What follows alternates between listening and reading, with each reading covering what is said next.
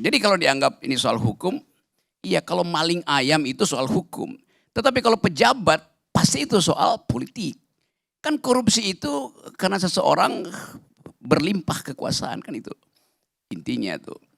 Jadi coba kita lihat perlahan-lahan ya. Semacam sinopsis dari perpolitikan kita itu sekarang wacananya adalah Anies bisa mencalonkan diri apa tidak itu. Kalau misalnya Anies tidak dibatalkan, itu artinya Anies punya potensi untuk menangkap Johnny Plate lain nanti.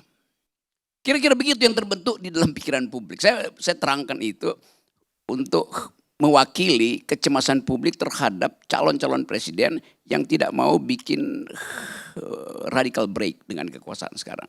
Mereka yang punya tesis continuity, bukan yang change. Itu dasarnya. Jadi kalau Anies bilang change adalah hal yang utama, maka banyak yang ketar-ketir. Kan gampangnya begitu kan.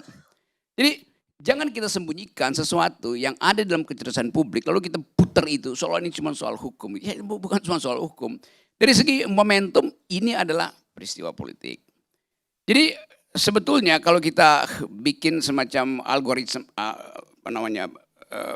di belakang kita sebelumnya, ada upaya untuk mencegah Anies diam-diam atau terselubung atau terbuka tuh. Lalu kita mulai menduga bahwa ya kekuasaan memang agak peka kalau seseorang tidak bisa dia pegang sebagai penjamin dari Presiden Jokowi itu. Itu real kita tahu dalam soal itu. Lalu mulai ada upaya Muldoko untuk mengambil alih Demokrat. Dan saya kira juga itu diam-diam semacam strategi untuk membatalkan Anies. Karena SBY yang pertama kali menjamin bahwa Anies tidak boleh disingkirkan dalam kompetisi. Kan pengetahuan kita begitu tuh. Dan sangat mungkin karena Presiden Jokowi, saya bilang dengan kata yang sangat tepat ya, sangat mungkin, atau pakai bahasa Inggrisnya itu, saya lakukan guesstimation, mengestimasi dengan cara menduga itu sah di dalam logik itu. Saya guesstimating, menduga tapi sekaligus mengukur bahwa kelihatannya kasus Muldoko ini akan berhenti di Mahkamah Agung. Dugaan saya Mahkamah Agung akan menolak PK itu tuh. Artinya peralatan terakhir dari rezim, saya sebut aja rezim, jangan sebut presiden, untuk menghalau Anies tidak akan terwujud. Lalu ada simpanan senjata terakhir, yaitu kasus Johnny Plate yang dari 2 tahun lalu udah diisukan. Kan ini bukan tiba-tiba ada di situ kan. Jadi di dalam dugaan intelektual saya, akhirnya ditemukan semacam, ya ini peluru terakhir, peluru emas. Berguna apa enggak berguna itu tergantung dari keadaan politik nanti itu. Kalau berguna, artinya Johnny Plate dinyatakan salah, maka batallah seluruh pencalonan Anies. Lalu gembira. Tetapi kita tahu bahwa Presiden Jokowi selain sebagai orang yang kelihatannya sederhana, tetap dia adalah seorang politisi yang mengukur efektivitas kekuasaannya di ujung masa jabatannya tuh. Secara diam-diam mungkin Presiden tahu bahwa dengan bisikan aparat intelijennya itu pasti bukan soal Johnny Plate aja. Tetapi tadi seluruh politisi terlibat di situ. Dengan logika sederhana 8 triliun itu tidak mungkin dihabisi satu orang. Gampangnya begitu tuh. Mana ada orang serakus-rakusnya orang bagaimana caranya dihabiskan 8 triliun. Maka mesti dibagi merata. Dan pola ini pola yang kita tahu di dalam semua sistem percaloan proposal itu di DPR tuh. IKTP pasti semua dapat supaya nggak ada yang ngoceh. Kan itu dasarnya begitu tuh cara melihat soal tuh. Jadi saya menduga bahwa ini peluru terakhir untuk menghalau Anies. Dan peluru itu pasti ada efek ke orang-orang lain. Itu hitungan Pak Jokowi kira begitu. Anda nggak usah tanya kenapa Jokowi lagi. Bukan, karena saya mau lihat ini sebagai power game di dalam rejim ini. Jadi kira-kira begitu. Lalu tiba-tiba nama PDIP disebut di situ dengan 2 tokoh. Okay. Itu artinya bagi Pak Jokowi, sekali lagi saya lakukan guesstimasi, enak juga hajar Nasdem, PDIP kena. Kan lebih aman kan? Konsekuensinya apa? Dibuka semua. 1. Konsekuensi kedua, terjadi kekacauan, saling buka-bukaan, akhirnya saling amputasi di dalam rezim. Apa yang terjadi? Chaos. Alasan keluarin perpu. Macam-macam cara tuh. Jadi kita mesti menduga karena itu dari awal saya mau menduga cara busuk kekuasaan berpikir itu.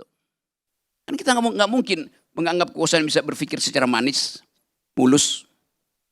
Cara busuk itu yang diajarkan oleh Machiavelli itu. Tadi saudara Valdo mengutip Barrington Moore. Barrington Moore mengatakan no bourgeoisie, no democracy. Sebetulnya kalimat itu dipakai untuk menerangkan mengapa negara-negara demokratis tidak ada revolusi Marxisme. Itu intinya sebetulnya.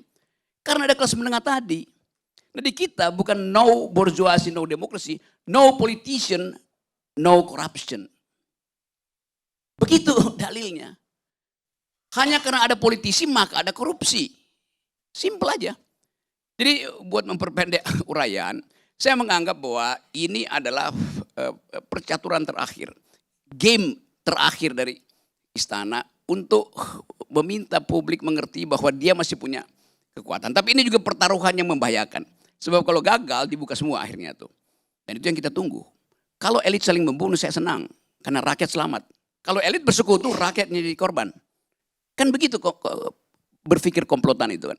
Jadi saya kira itu poinnya dan kita lagi bicara soal apa bedanya Johnny Plate dan Johnny Depp.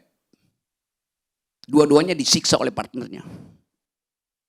Tapi oke, kita mungkin nanti bayangkan satu waktu bahwa ini akan dibuka, ini akan terarah.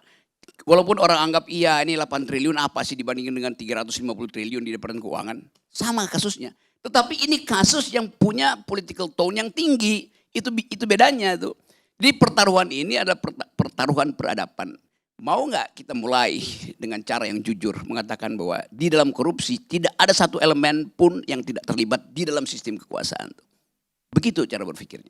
Saya kira dengan cara itu saya masih ingat satu nama. Kita ngomong Johnny Plate, Johnny Depp, satu lagi Johnny Cash. Johnny Cash adalah musisi itu. Dia pernah menulis lirik namanya kira-kira tentang penjara. Ini Johnny Cash ya, bukan Johnny Depp. Ya Johnny Indo saya kenal baik dia dan dia korban dari kekacauan sistem hukum kita tuh. Jadi satu waktu Johnny Cash dia ingat pesan ibunya supaya jangan kamu, karena ini dari keluarga miskin Johnny Cash ini dan dia berhasil jadi artis yang bagus. Jangan sekali-sekali simpan senjata karena itu berbahaya. Lalu ke bawah mimpi Johnny Cash ini, dia bilang, ya jangan simpan senjata kata ibu. Tapi saya mau lihat seseorang meninggal, mati itu. Maka dia tembak orang itu. Mungkin ini saya kira dalam imajinasi dia waktu dia bikin lirik. Akhirnya dia di penjara tuh. Dan di penjara dia nulis lagu yang namanya Prison Blues, lagu blues. Yang membayangkan, yang mungkin bagi dia itu diselesaikan lewat ya ritme, lalu dia bertobat segala macam. Tetapi dalam politik, di kita ini, Johnny Plate itu harus kita anggap sebagai format baru dalam politik kita. Yaitu kita menunggu apakah Surya Paloh bisa mengambil alih senjata Johnny Cash. Mau nggak Surya Paloh jadi koboi atau dia menjadi pengemis politik lagi tuan. Itu pertaruhannya. Jadi orang lagi ingin tunggu tontonan berikutnya bahwa Pak Surya Paloh sekali Anda mengatakan Anda akan melawan, jangan sarungkan pistol Anda. Terima kasih.